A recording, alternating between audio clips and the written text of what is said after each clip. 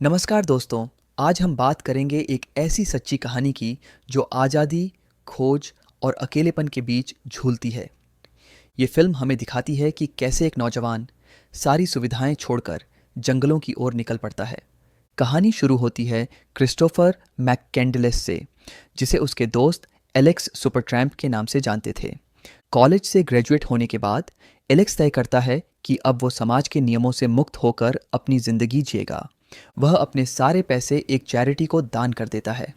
Credit card, गाड़ी और पहचान, सब कुछ पीछे छोड़ देता है। यह निर्णय आसान नहीं था, लेकिन एलेक्स का मकसद था सच्ची आज़ादी की तलाश। वो निकल पड़ता है एक लंबी यात्रा पर, पूरे अमेरिका में घूमते हुए अलास्का की ओर। रास्ते में वो कई अलग अलग लोगों से मिलता है। हर व्यक्ति उसकी ज़िंदगी में कुछ न कुछ सिखाता है। पहले वो एक जोड़े से मिलता है जो पुराने हिप्पी होते हैं। उनसे उसे सादगी और अपनापन का महत्व समझ में आता है। फिर वो एक किसान से मिलता है जो उसे मेहनत की कीमत सिखाता है। इस दौरान फिल्म धीरे धीरे एलेक्स के मन की परतें खोलती है। वो अंदर से टूट चुका होता है अपने माता पिता के झगड़ों से। उसे लगता है कि दुनिया झूठ और लालच से भरी है, इसलिए वो भागना चाहता है, सब कुछ छोड़कर प्रकृति की गोद में। उस यानी खुशी तभी असली होती है जब उसे किसी के साथ बांटा जाए। लेकिन यह सीख उसे बहुत देर से मिलती है। फिल्म का पहला हिस्सा एक रोड जर्नी जैसा है, खूबसूरत नज़ारे, खुले रास्ते और आज़ादी की खुशबू। लेकिन धीरे धीरे कहानी गहराती जाती है। इलेक्स हर जगह से गुजरते हुए खुद को खोजने की कोशिश करता है। वो किताबें पढ़ता है, टॉल्स्टॉय, थॉरो और जैक लंडन की। इन लेखकों से उसे सादा जीवन, उच्च विचार की प्रेरणा मिलती है। धीरे धीरे वो पहुंचता है अलास्का के घने जंगलों में। यहाँ से कहानी एकदम बदल जाती है। शुरुआत में सब कुछ खूबसूरत लगता है, नदी, पहाड़, बर्फ और शांति। लेकिन यह शांति धीरे धीरे खामोशी में बदल जाती है। अकेलापन उसे काटने लगता है। उसे खाने की दिक्कत होती है, मौसम सख्त होता है, फिर भी वो हिम्मत नहीं हारता। वो एक पुराना बस ढूंढ लेता है, सामाजिक बस, जिसमें वो रहने लगता है। ये बस उसकी नई दुनिया बन जाती है। वो डायरी में हर दिन का अनुभव लिखता है। आज मैंने नदी पार की, ठंड बहुत है लेकिन दिल में सुकून है। फिल्म में यह हिस्सा बहुत भावुक है। कैमरा एंगल्स इतने खूबसूरत हैं कि हर फ्रेम एक पेंटिंग लगता है। लेकिन धीरे धीरे सच्चाई सामने आने लगती है। खाने की चीज़ें ख़त्म होने लगती हैं।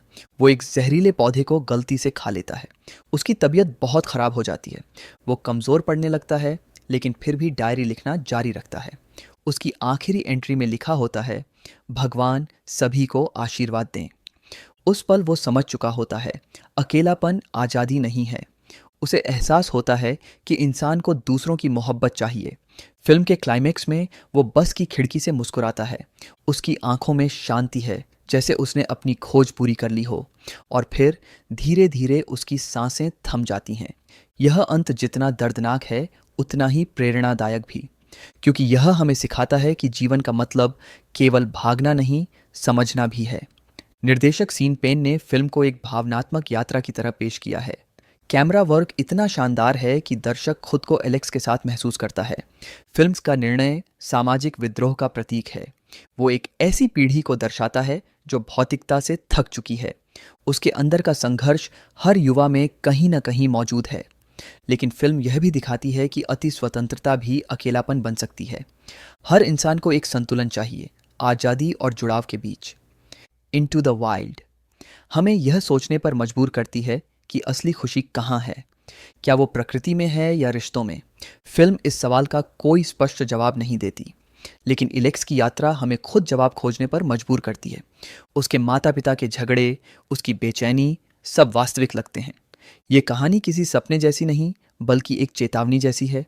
अगर आप भी कभी सोचते हैं सब कुछ छोड़ दूं, तो यह फिल्म ज़रूर देखिए। ये दिखाएगी कि आज़ादी की कीमत क्या होती है। इलेक्स का चरित्र हमें याद दिलाता है, हर खोज का अंत सीख है। उसने सिखाया कि रिश्ते छोड़ने से सुकून नहीं मिलता, बल्कि समझने से मिलता है।